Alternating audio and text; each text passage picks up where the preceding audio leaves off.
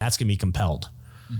So you are, and I, giving people a glimpse into it. There's two different parallel investigations that are going to occur. One of them is a criminal investigation, and one of them is admin, and they are just that. One's looking at to see if any crime was occurred, and one of them is to see if any policy was violated in there.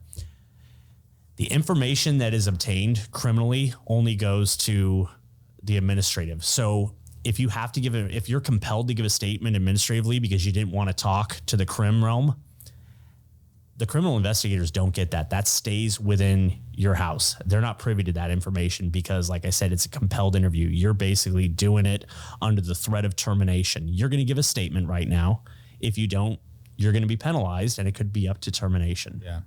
So it's important for you guys to understand that there's two different, I don't want to say interviews, because we do the criminal side and the administration side. We do it all in one interview. We cover both.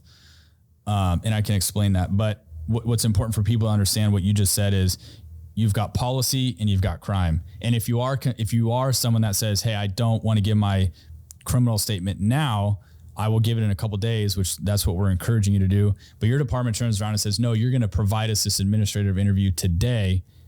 Otherwise you could face termination. You do have to provide that interview, providing you don't want to lose your job. And then that is going to be completely separate of the criminal investigation. That is only to determine whether or not you violated your department's policy. So I think it's important people understand that. Two different things here that we're talking about. Correct. Now, the way my agency does it, and it seems to work, is we give one interview. You get one interview, and you're covering the administration part and the criminal part, providing this is all voluntary. And there'll be DA investigators. The IA folks, everybody in another room. It's being live streamed over there. They're hearing the interview. You got your two detectives in the room conducting the interview, and everything is just kind of front loaded into one interview. I like it personally because I don't like the idea of calling an officer back to do two interviews. And the only reason I say that is because it kind of goes back to making someone feel like they did something wrong. And okay, you give your admin interview. All right, you're good to go. Hey, you got to come back now and give your criminal interview. To me, I don't like the thought of having somebody come back twice to give two different interviews of the same thing, if that makes sense. Totally. You could be re-victimizing them too, as people have argued that. Yeah. So I do recall one time being asked, hey, can you come back and touch up on this? And I thought, holy shit, did I miss something? Am I in trouble? And my attorney and department, they were able to codify that and not have to do it. But little things like that, I don't think people think about in the moment. They're thinking, it's not a big deal. We'll just have them come back and give another statement. It's a big deal to people. You got to put yourself in the shoes of the officer that was in the shooting. And it's something as minor as having them come back for either a follow-up to the interview or conducting a second interview. Like you said, I think it's re-traumatizing the officer, and you're making them potentially feel like they did something wrong. Right. So why not just do it all in one? Is that how you guys do it, or? We do it a little bit differently. We will do, so people aren't necessarily, it depends, I guess. So, I mean, there's really no straight answer. But if they don't talk to the criminal realm, then they're going to be forced in to talk and give an admin. Sure. So it's still typically one. We're finding more and more people in California aren't really talking. And I'm not encouraging, people out there not to talk to your investigators, but at least talk to your counsel.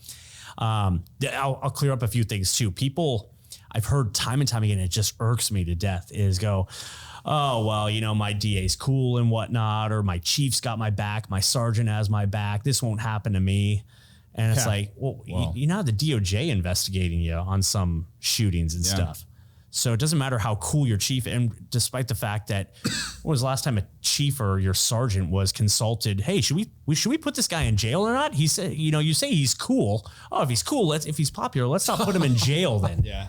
Your chief doesn't have a say in that. No. So this is where you guys got to know this stuff inside and out. With all your investigation experience and the people that you communicate and teach across the state and the country, what do you think the percentage is, or if you could kind of talk about people that are voluntarily giving statements and those that are not? What's the numbers on that kind of? God, I mean, you talk to folks in in the middle of the state and they're like, oh, we have a great relationship with our DA. We're always going to give a voluntary statement. I think it depends where you work. Yeah, I really do. Yeah. And then you got other parts of the state where it's like, I will absolutely under no circumstance give. Yeah. And you know what? They're both right. There's no, I mean, it's whatever works for where you're at. I can't give an opinion either way. I mean, if you got a great relationship, that's great for you.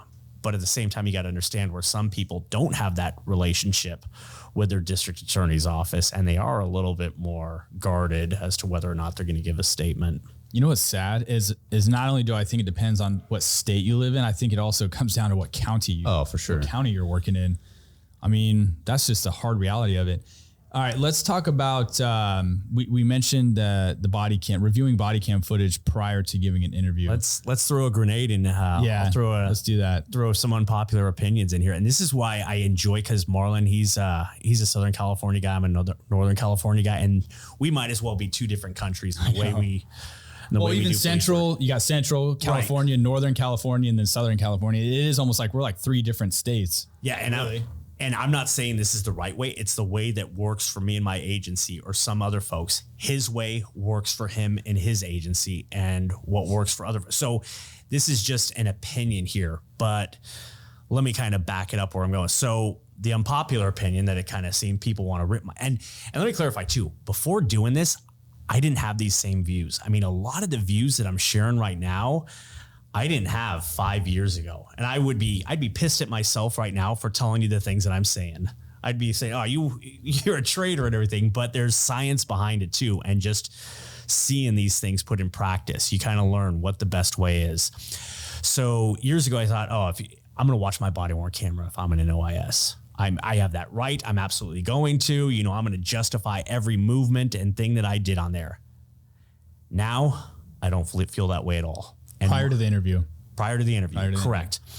So whether it be a criminal interview or an admin, I encourage you not to watch the body worn camera. And the reason for that is, let's throw it out. We're on radio right now, right? Assuming people are listening to this and not watching it on YouTube. Everyone in their mind is kind of picturing what we look like. If you haven't seen us already, you've got this picture of what I look like right now. I told you earlier I had sideburns and stuff. So you have this image in your head of what I look like.